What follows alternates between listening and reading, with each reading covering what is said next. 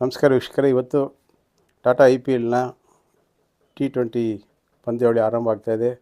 ಬೆಂಗಳೂರಿನ ಚಿನ್ನಸ್ವಾಮಿ ಕ್ರೀಡಾಂಗಣದಲ್ಲಿ ಇವತ್ತು RCB ಬೆಂಗಳೂರು ವರ್ಸಸ್ ಹೈದರಾಬಾದ್ ತಂಡಗಳ ನಡುವೆ ಹಣಾಹಣಿ ನಡೆಯಲಿದೆ. ಈ IPL ಮ್ಯಾಚ್ ನೋಡಲು ಕ್ರಿಕೆಟ್ ಅಭಿಮಾನಿಗಳು ತುಂಬ ಕಾತರದಿಂದ ಕಾಯ್ತಿದ್ದಾರೆ. ಮೇ 31ರ ತನಕ ಈ IPL ಮ್ಯಾಚ್ಗಳು ಪ್ರತಿನಿತ್ಯ ಕ್ರಿಕೆಟ್ ಅಭಿಮಾನಿಗಳಿಗೆ ರಸದೌತಣವನ್ನು ನೀಡುವುದರಲ್ಲಿ ಸಂಶಯವಿಲ್ಲ. ಮಹೇಂದ್ರ ಸಿಂಗ್ ಧೋನಿ ಈ ಪಂದ್ಯಾವಳಿಯ ಹಿರಿಯ ಆಟಗಾರ.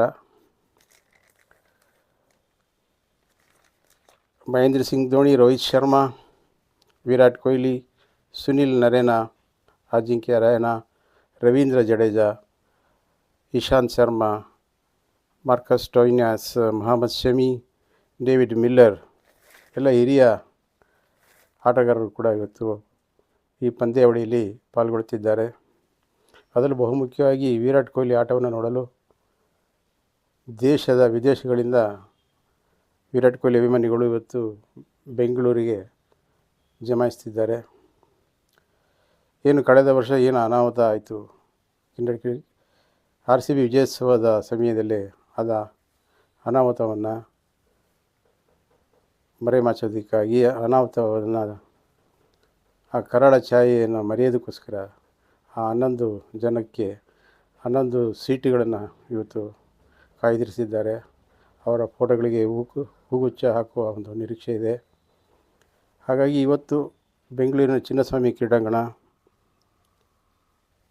ಹೈದರಾಬಾದ್ ತಂಡದ ಮೇಲೆ RCB ಬೆಂಗಳೂರು ಪ್ರಥಮ ಮ್ಯಾಚ್ ಉದ್ಘಾಟನಾ ಸಮಾರಂಭ ಇನ್ನೇನು ಬೆಂಗಳೂರಿನಲ್ಲಿ ಜರುಗಲಿದೆ. ಕ್ರಿಕೆಟ್ ಅಭಿಮಾನಿಗಳು ಕೂಡ ಭಾಳ ಕಾತರದಿಂದ ಉತ್ಸಾಹದಿಂದಲೇ ಕಾಯ್ತಿದ್ದಾರೆ.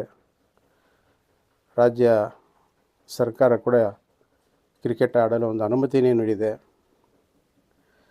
ಆ ಒಂದು ಕರಾಳ ಛಾಯೆ RCB ವಿಜಯೋತ್ಸವದ ಸಮಯದಲ್ಲಾದಂಥ ಒಂದು ಕರಾಳ ಛಾಯೆಯನ್ನು ಮರೆಯೋದಕ್ಕೋಸ್ಕರ ಹಾಗೂ ಮುಂಜಾಗ್ರತಾ ಕ್ರಮವಾಗಿ ಇವತ್ತು ಬೆಂಗಳೂರಿನ ಚಿನ್ನಸ್ವಾಮಿ ಕ್ರೀಡಾಂಗಣದಲ್ಲಿ ಹೆಚ್ಚಿನ ಒಂದು ಜವಾಬ್ದಾರಿ ಹೊಣೆಗಾರಿಕೆ ಕೂಡ ರಾಜ್ಯ ಸರ್ಕಾರದ ಮೇಲೆ ಇದೆ.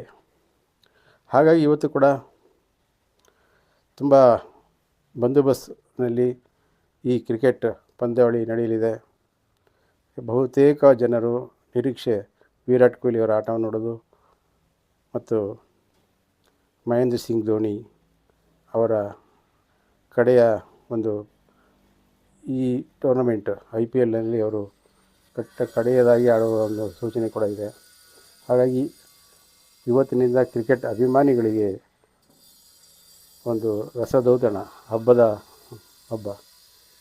ಇವತ್ತಿನ ದಿನ ಇರಾನ್ ಮತ್ತು ಇಸ್ರೇಲ್ ಅಮೇರಿಕಾ ನಡುವೆ ನಡೆಯುತ್ತಿರುವ ಈ ಕದನದಲ್ಲೂ ಕೂಡ ಇವತ್ತು ನಮ್ಮ ಭಾರತ ದೇಶ ಉತ್ಸಾಹದಿಂದ ಈ ಕ್ರಿಕೆಟ್ ಪಂದ್ಯಾವಳಿಯನ್ನು ಆಯೋಜಿಸಿದೆ.